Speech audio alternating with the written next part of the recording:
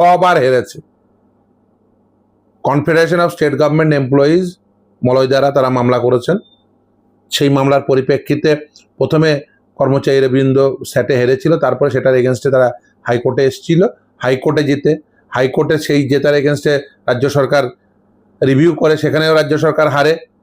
তারপরে রাজ্য সরকার সেই যেহেতু হাইকোর্টের নির্দেশ ছিল স্যাটে সেটা ডিটারমিন্ড হবে, স্যাট ফেরত পাঠায় স্যাটে, হাইকোর্ট ফেরত পাঠায় স্যাটে সেখানে রাজ্য সরকারি কর্মচারী আবার যেতেন এবং রাজ্য সরকার হারে, সেটার এগেনস্টে আবার রিভিউ করে, সেখানেও রাজ্য সরকার হারে, আবার তার এগেনস্টে হাইকোর্টে আসে, সেখানেও হারে, সেটার এগেনস্টে রিভিউ করে, সেখানেও হারে।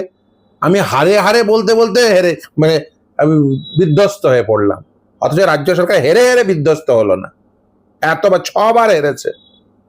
তারপরে এসএলপি করে এখন বর্তমানে যেহেতু একটা অন্তর্বর্তীকালীন স্থগিতাদেশ রয়েছে, আমরা কন্টেম্প করেছিলাম অন্তর্বর্তীকালীন স্থগিতাদেশ থাকার জন্য, সেই কন্টেম্প প্রসিডিংসটা এখনো পর্যন্ত স্তব্ধ হয়ে আছে কলকাতা হাইকোর্টে। এসএলপি ডিসমিসড হয়ে গেলে আমরা কন্টেম্প প্রসিডিংস এটা কন্টিনিউ করব।